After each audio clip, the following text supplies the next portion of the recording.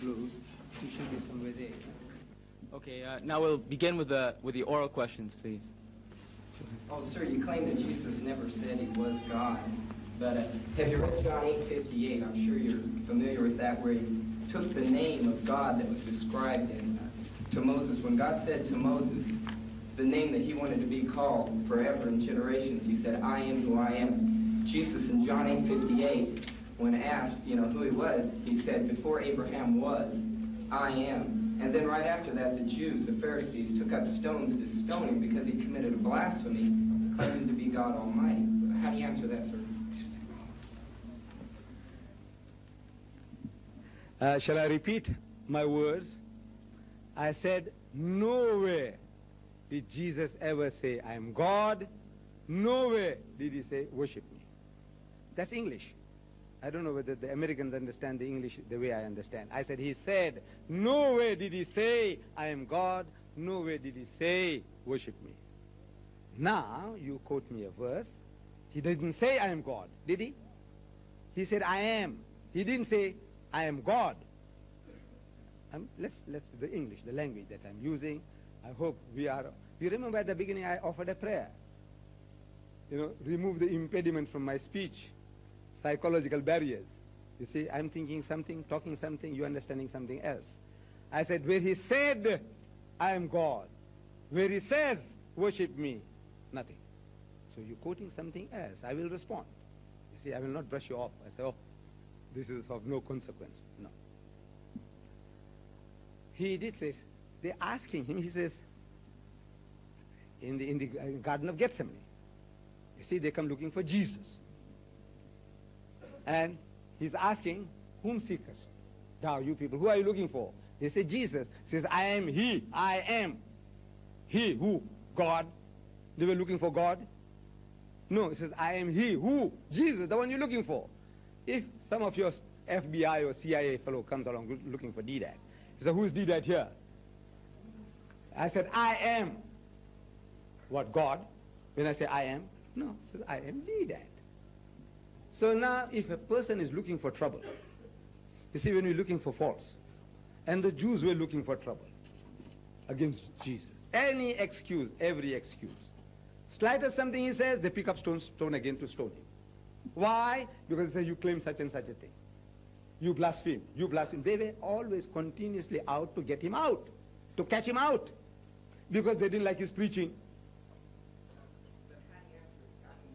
Okay, they say, where are you, Jesus? Okay, Jesus is in the garden. Now, is it normal for a person to say, before Abraham was, I am? Right. So, no, right. That's right. So, that's right. So now, this word I am is from the Old Testament. Yes, sir, Yahweh. Literally. No. Moses goes to the mount, yes, sir. And when he's commissioned to go and liberate his people, he says, he's asking God, he said, look, what shall I say? Who sent you? So he said, look, I am what I am. Eheye, Asher, Eheye. In Hebrew, that's what he said. Eheye, Asher, Eheye. Means I am whatever I am. Just don't bother about who sent you. I sent you. Go, man. What you asking me names? I am. Not I am whatever I am. Please. You see, the questioner, I hope, will go and sit down.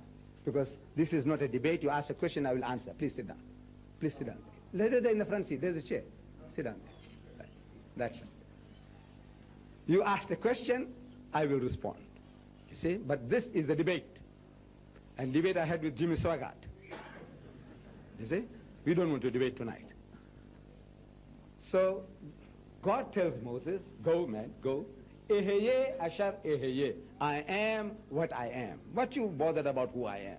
Somebody comes along and says, look, move the mic from here to there. He said, who are you? Maybe he's in charge of this establishment. Say, look, don't bother about all that. You put that thing there. What? He said, who are you? I said, I am whatever I am. Do the job then. So that word in the Greek translation is ho on. Ho on, I am. In Greek, your Septuagint, your Greek scriptures of the Old Testament, the word there is ho on, means I am. In the New Testament, the Greek word is ego eimi. Look, it's not the same word. Whatever it means in Hebrew or Greek, I don't know. but it's not the same word. Ho on, ego eimi. Then before Abraham was, I am. I am before Abraham was. I am. I said, now how was he? Was he with God? I accept. He was with God. See, he was with God. I say, you were also with God. I was also there. Jeremiah tells us, God tells Jeremiah, he says, before you were in your mother's womb, I knew you. And I made you a prophet to the nations before you went into your mother's womb. Jeremiah. You read that? Jeremiah, God says, I know you before you were in your mother's womb. I made you a prophet. How? What kind of a prophet is this? Before he goes in his mother's womb, he's a prophet. Was he with God? Of course he was with God. In other words, in the knowledge of God. Jeremiah was there. Jesus was there. Muhammad was there. Hitler was there. Reagan was there. Everybody was there. You, me, everybody. In the knowledge of God. He knew long before, the creation of Adam and Eve, that there will be a night. This guy, Ahmed Deedat, he will go and lecture, and you, my son, I don't know your name, but he says, you will come along, and you'll be the first questioner. He knew all that in his knowledge. But you were not there in this form. I was not there in this form. Jesus was not there in that form. In the knowledge, everything was there. That is the all-knowing God. Long beforehand, he knows everything. You see? So in that sense, Jesus was there with God before Abraham was born in this world. Before historically, chronologically, Abraham came on earth, Jesus was there. In his knowledge, in his plan, he had Jesus there. He had Muhammad there. He had Hitler there. He had Reagan there. Can you see? Before Abraham was born, Reagan was there, Deedat was there, everybody was there. How? What form? Shape, size? No, no form, no shape, no size.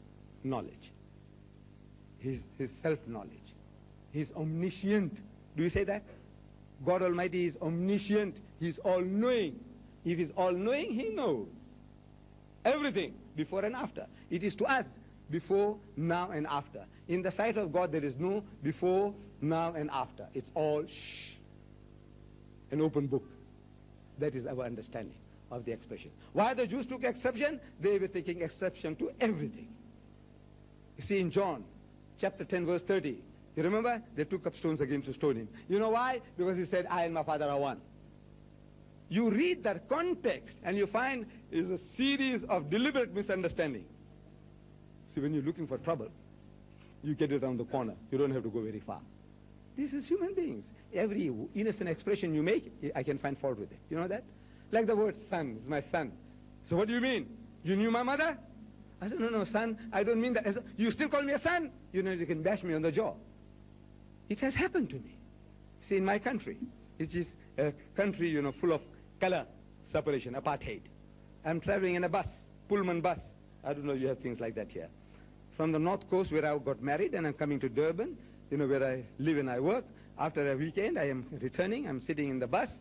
And while this bus is passing now through Durban, the city where I live, and I can see that it's going to the central station, but it passes Alice Street where I work. So I walk up to the driver,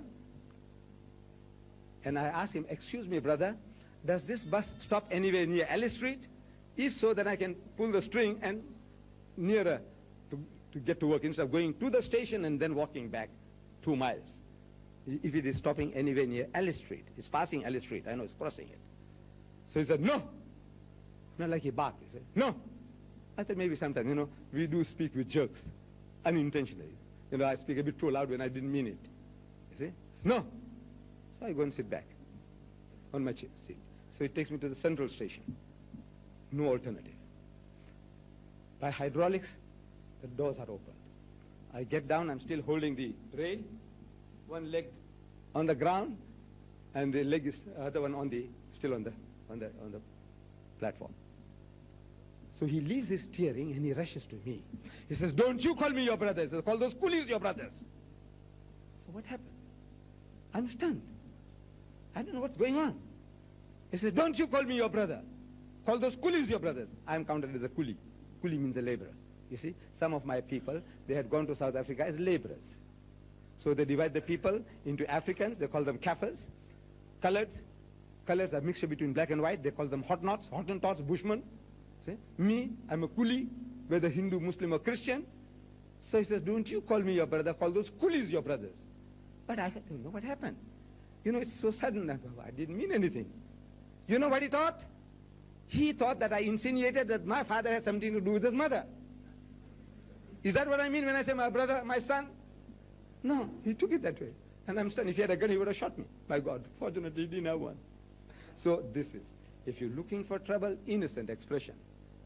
If I said, brother, I said, you still call me up my brother? You know, you could have punched me, you know that? So, Mom is the word, retreat, honorable retreat. I did. However, the next question. Thank you. I pray for you. Yes.